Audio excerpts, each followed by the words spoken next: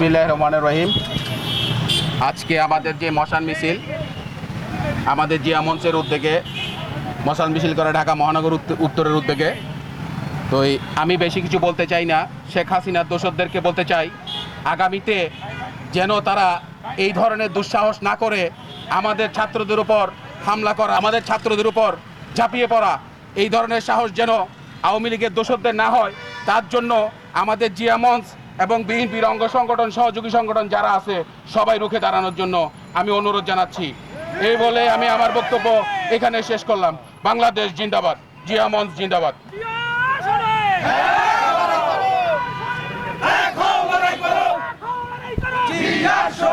আমাদের মাঝে সংক্ষিপ্ত বক্তব্য রাখবেন ঢাকা মহানগর উত্তর জিয়া মঞ্চের আহ্বায়ক রেজাউল করিম ভাই। বিসমিল্লাহির রহমানির রহিম। আজকে আমাদের জিয়া মঞ্চের পক্ষ থেকে গাজীপুরে যেই ন্যাক্কারজনক ঘটনাটা হয়েছে সেটার প্রতিবাদে আমরা আজকে মশাল মিছিল করেছি। আমরা মাসকাট প্লাজার থেকে এয়ারপোর্ট পর্যন্ত আমরা পায়ে হেঁটে আমাদের কর্মসূচি পালন করেছি।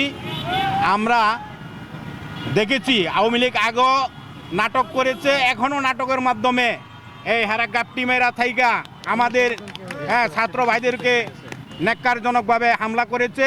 আমরা এর তীব্র নিন্দা জানাই, প্রশাসনের কাছে অনুরোধ করব এটা অতি সত্বর এই সন্ত্রাসীদেরকে আইনের আওতায় এনে দৃষ্টান্তমূলক শাস্তি দেওয়া হোক।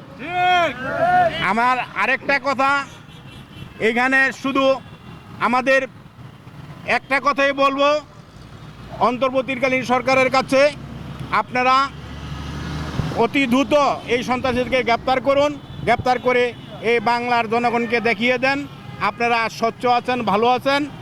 আমরা আপনাদেরকে সম্মান করি। আমরা চাই এই ধরনের ন্যাক্কারজনক কাজ যেন বাংলাদেশে আর না হয়। আমরা এই দেশে শান্তিতে বসবাস করতে চাই। আরেকটি কথা বলে আমি শেষ করব, অতি দ্রুত নির্বাচনের ব্যবস্থা করুন। এই দেশে নির্বাচনের মাধ্যমে এই দেশ পরিচালনা করবে। আমরা চাই আমার ভোট আমি দিব, আগের সরকারের মতন আগের দিনের ভোট রাত্রেই মাইরা নিয়ে গেছে, এটা যাতে না হয়। সুষ্ঠু নির্বাচনের মধ্যে এই দেশে একটা গণতান্ত্রিক সরকার প্রতিষ্ঠিত হোক। আমাদের নেতার একটাই কথা, আমার ভোট আমি দিব, যাকে খুশি তাকে দিব, যাকে পছন্দ তাকে আমরা ভোট দিয়ে এই দেশে সরকার গঠন করব ইনশাআল্লাহ। ধন্যবাদ। এখন আমাদের মাঝে গুরুত্বপূর্ণ বক্তব্য, দিক নির্দেশনামূলক বক্তব্য রাখবেন আমাদের সকলেরই প্রিয়, সকলেরই ভাই,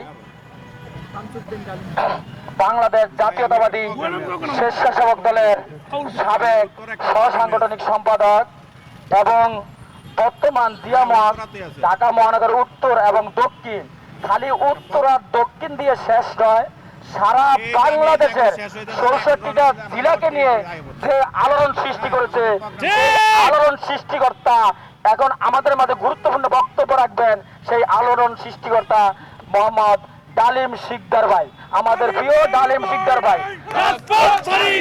ডালিম ভাইয়ের ভয় নাই, রাজপথ ছাড়ি নাই, ডালিম ভাই এগিয়ে চলেন, আমরা আছি তোমার সাথে, ডালিম ভাই এগিয়ে চলেন, জিয়ার সৈনিক।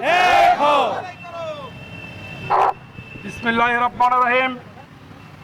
আজকে গাজীপুর বৈষম্য বিরোধী ছাত্র আন্দোলনের উপর হামলার প্রতিবাদে এবং ৩২-এ আয়নাঘর পাওয়ার প্রতিবাদে আজকের যে বিক্ষোভ মশাল মিছিল, উপস্থিত ঢাকা মহানগর উত্তরের বিপ্লবী সভাপতি মোহাম্মদ রেজাউল করিম, আমাদের সদস্য সচিব রাজপথের লড়াকু সৈনিক মোহাম্মদ জাভেদ ভাই ও ঢাকা মহানগর উত্তর দক্ষিণ উত্তরের বিভিন্ন থানার নেতৃবৃন্দ ভাইরা, আমাদের মাঝে আরও উপস্থিত আছেন বাংলাদেশ জাতীয়তাবাদী সিএনজি অটো রিক্সা চালক আন্দোলন কেন্দ্রীয় কমিটির বিপ্লবী সভাপতি মামুন ভাই এবং ঢাকা মহানগর উত্তরের বিভিন্ন থানার নেতৃবৃন্দ ভাইরা।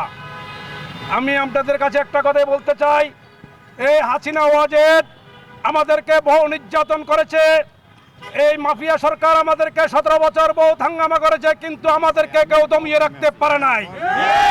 আমরা রাজপথে ছিলাম, আমরা রাজপথে আছি এবং এই হাসিনাকে এই দেশ থেকে বিতাড়িত করেছি। আমরা যারা 17 বছর যারা গুম খুন হয়েছেন সকল হত্যার বিচার এই বাংলার মাটিতে দেখতে চাই। যাদেরকে পঙ্গুত্ব বরণ করেছেন এই সরকারের কাছে আমাদের দাবি তাদেরকে পুনর্বাসনের ব্যবস্থা করা হোক। যারা মৃত্যুবরণ করেছেন তাদেরকে শহীদি মর্যাদায় এই দেশ থেকে একটি ভাতার ব্যবস্থা করা হোক। আমরা রাজপথে আছি, রাজপথে থাকবো। যেখানে আন্দোলন সংগ্রাম হবে সেখানে বাংলাদেশ জাতীয়বাদী দলের নেতৃবৃন্দ ঝাঁপিয়ে পড়বে। যে মঞ্চ আজকে সারা বাংলাদেশে শক্তিশালী একটি প্রতিষ্ঠান। যে আমাদের শহীদ প্রেসিডেন্ট জিয়াউর রহমানের আদর্শ সুযোগ্য সন্তান তারেক রহমান যে 31 দফা কর্মসূচি করেছেন, আমরা সেই 40 লক্ষ লিফলেট যেমন সারা বাংলাদেশে টেকনাফ থেকে তেঁতুলিয়া, রূপসা থেকে পাতুরিয়া সব এলাকা এলাকা পৌঁছে দিয়েছি। ইনশাল্লাহ আপনারা সবাই দয়া করে এগুলো একটু দেখবেন। আমরা দেশনেত্রী বেগম খালেদা জিয়ার যেই কোনো বিপদে আসুক না কেন আমরা রাজপথে ঝাঁপিয়ে পড়ব।